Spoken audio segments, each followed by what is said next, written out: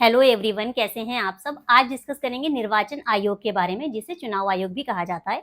ये एक संवैधानिक संस्था है क्योंकि संविधान में आर्टिकल दिए गए हैं इससे रिलेटेड और इसका वर्णन संविधान में मिलता है।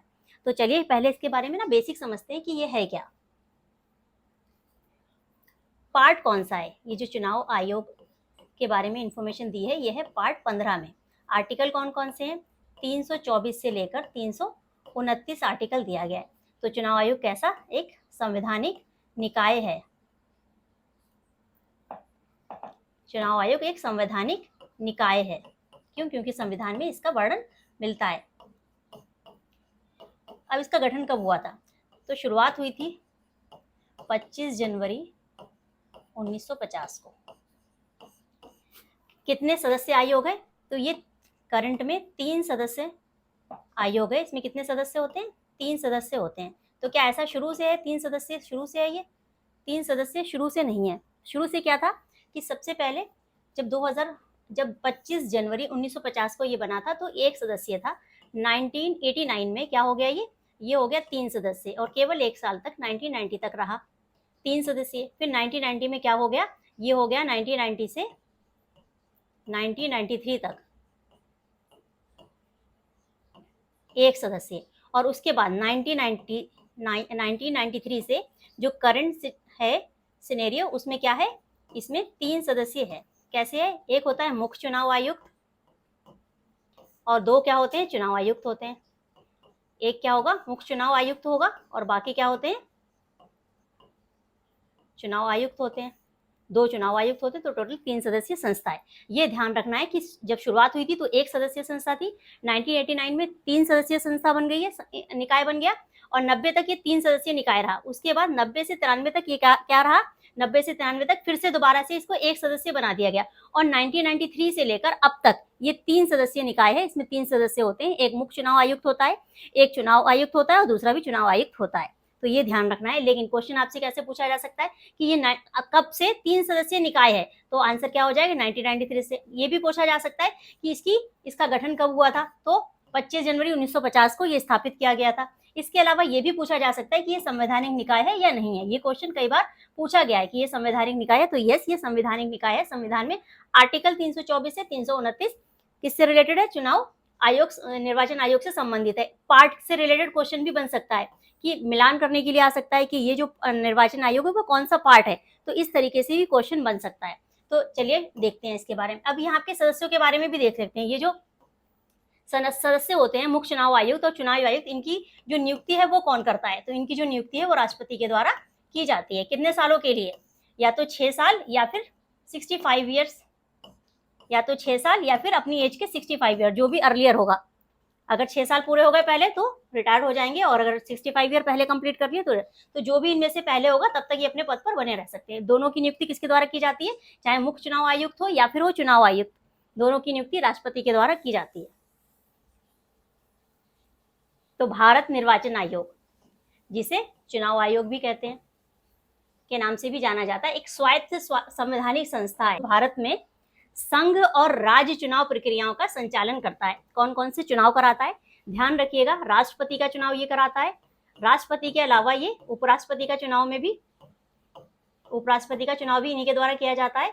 किसके द्वारा किया जाता है? इस आयोग के द्वारा। और इसके अलावा लोकसभा, राज्यसभा और विधानसभा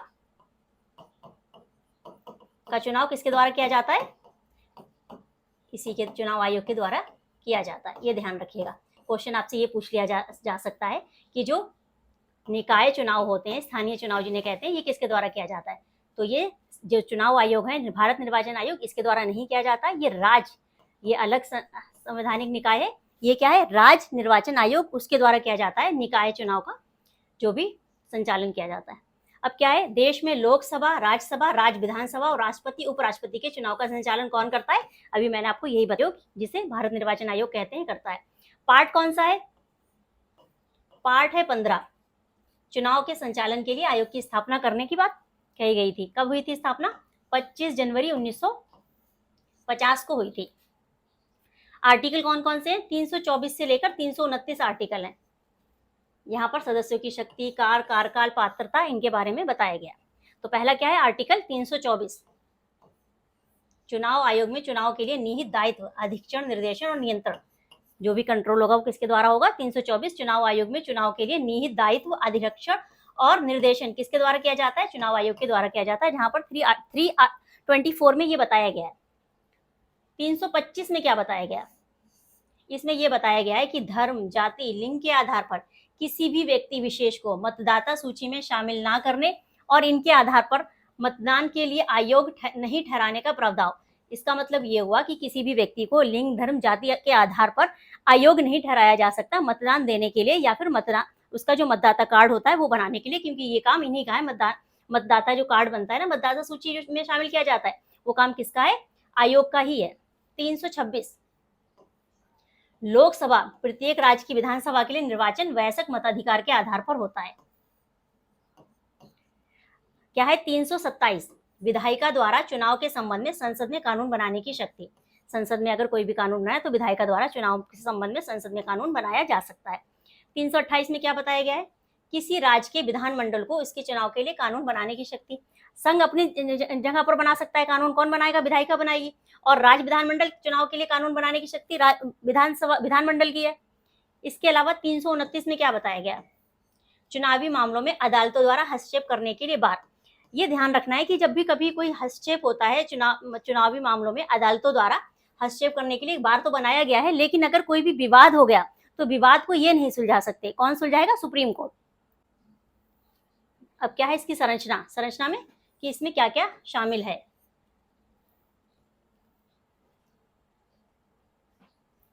पहले क्या था, अभी आपको बताया केवल एक चुनाव आयुक्त था। फिर बाद में क्या होगा, 16 अक्टूबर 1989 को क्या बना दिया गया, 3 सदस्यीय बना दिया गया।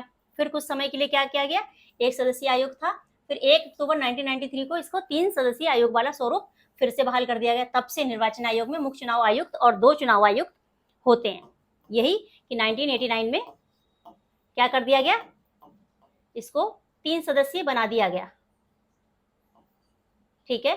फिर 1990 में क्या किया गया, 1 सदस्य कर दिया गया। फिर 1993 में क्या किया गया, 1993 में क्या किया गया, फिर से 3 सदस्य बना दिया गया, और अभी करंट में वर्तमान स्थिति तक 3 सदस्यीय निकाय है ये। अब निर्वाचन आयोग का सचिवालय नई दिल्ली में स्थित है।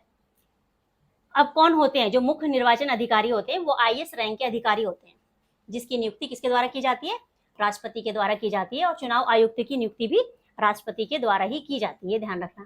कार्यकाल 6 वर्ष या पर 65 साल, दोनों में से जो भी पहले हो तब तक।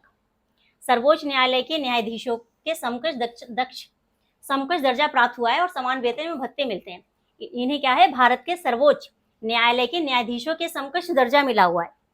चुनाव आयुक्त को संसद द्वारा सर्वोच्च न्यायालय के न्यायाधीश को हटाने की प्रक्रिया के समान ही पद से हटाया जा सकता है। विशेष बहुमत के द्वारा ही इन्हें के पद से हटाया जा सकता है। किसके द्वारा, विशेष बहुमत के द्वारा। अब देखते हैं इनको हटाने की प्रक्रिया है। जो मुख्य चुनाव आयुक्त या चुनाव आयुक्त होते हैं उनको हटाने की जो प्रक्रिया है वो क्या है। तो सबसे पहले देखते हैं, यहाँ पर दिया गया है उच्च न्यायालय, उच्चतम न्यायालय के न्यायाधीश और मुख्य चुनाव आयुक्त, नियंत्रक व महालेखा परीक्षक, इन चारों को ही हटाने की जो प्रक्रिया है वो सेम है। तो इसीलिए चारों का यहाँ पर एक बार देख लेते हैं कैसे हटाया जा सकता है। तो इनको हटाने के लिए क्या विशेष बहुमत तो चाहिए होगा। कौन सा वाला विशेष बहुमत चाहिए होगा, विशेष बहुमत की आवश्यकता तो पड़ेगी ही, लेकिन कौन सा विशेष बहुमत, 50% + 1, और इसके अलावा क्या चाहिए, प्रेजेंट एंड वोटिंग करने वालों का 2/3, ये बहुमत चाहिए। देख लेते हैं एक बार किसके किसके लिए, उच्च न्यायालय, उच्चतम न्यायालय के न्यायाधीशों, मुख्य चुनाव आयुक्त, नियंत्रक और महालेखा परीक्षक, दुर्व्यवहार या पद के दुरुपयोग का आरोप सिद्ध होने पर या अक्षमता के आधार पर संसद द्वारा अपनाए गए प्रस्ताव के माध्यम से ही पद से हटाया जा सकता है, किसी और तरीके से उनको पद से हटाया नहीं जा सकता है। अब इनको हटाने के लिए क्या होना चाहिए, निष्कासन के लिए 2/3 सदस्यों के विशेष बहुमत की आवश्यकता होती है, और इसके लिए सदन के कुल सदस्यों का कितना, 50% + 1, मतलब से अधिक मतदान होना चाहिए।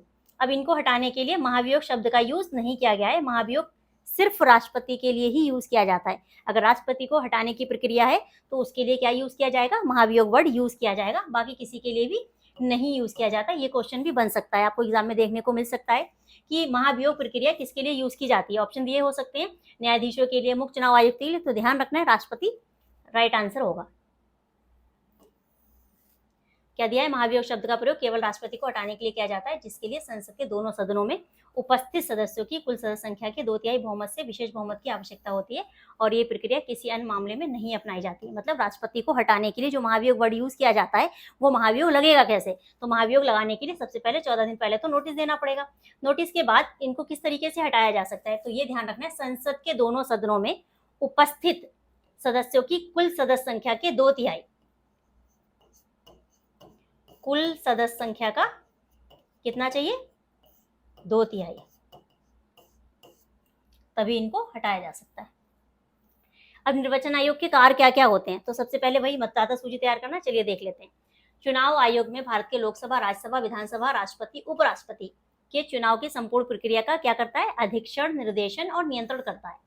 इसका सबसे महत्वपूर्ण काम क्या होता है, आम चुनाव या उपचुनाव कराने के लिए समय समय पर चुनाव कार्यक्रम तय करना। निर्वाचक नामावली, इसमें क्या नहीं करेगा, ये किसी भी जाति, धर्म, लिंग के आधार पर कोई भेदभाव नहीं किया जाएगा। तैयार करता था मतदान पहचान पत्र जारी करता है। ये मतदान एवं मतगणना केंद्रों के लिए स्थान, मतदाताओं के लिए मतदान केंद्र तय करता है। मतदान एवं मतगणना केंद्रों में सभी प्रकार की आवश्यक व्यवस्थाएं और अन्य संबंध कार्यों का प्रबंधन करता है। राजनीतिक दलों को मान्यता किसके द्वारा दी जाती है, इसी के द्वारा दी जाती है और संबंधित विवादों को निपटाने के साथ उन्हें चुनाव चिन्ह आवंटित करता है। अगर कोई विवाद इनके बीच में होगा, चुनाव से रिलेटेड नहीं, अगर राजनीतिक दलों में किसी तरीके का कोई विवाद हो जाता है तो उससे निपटाने के साथ उन्हें चुनाव चिन्ह भी देता है। निर्वाचन के बाद आयोग ठहराए जाने के मामले में आयोग के पास संसद और राज्य विधानसभाओं के सदस्यों की बैठक हेतु सलाहकार क्षेत्रीय अधिकार है। आयोग के पास ये पावर है कि वो सलाह दे सकता है। किसको सलाह देगा, राज्य विधानसभाओं के सदस्यों का जब भी कोई भी ये बैठक चल रही होगी वहां पर, या फिर संसद में कोई बैठक होगी उस पर किससे रिलेटेड, अगर कोई निर्वाचन के बाद आयोग ठहराया जा रहा है उससे रिलेटेड सलाह दे सकता है। राजनीतिक दलों और उम्मीदवारों के लिए चुनाव में आदर्श आचार संहिता जारी करता है ताकि कोई अनुचित कार्य ना करे या सत्ता में मौजूद लोगों द्वारा शक्तियों का दुरुपयोग ना किया जा सके। ये सभी राजनीतिक दलों के लिए प्रति उम्मीदवार चुनाव अभियान खर्च की सीमा निर्धारित करता है और उसकी निगरानी भी करता है। उसमें एक डिसाइडेड होता है कि आप कौन से इलेक्शन में कितना पैसा खर्च कर सकते हो, उससे ज्यादा खर्च नहीं कर सकते। तो इसी के साथ यहीं पर कंप्लीट हुआ है। अब आपको यहाँ पर ये बताना है कि करंट जो वर्तमान में मुख्य चुनाव आयुक्त है उनका नाम क्या है।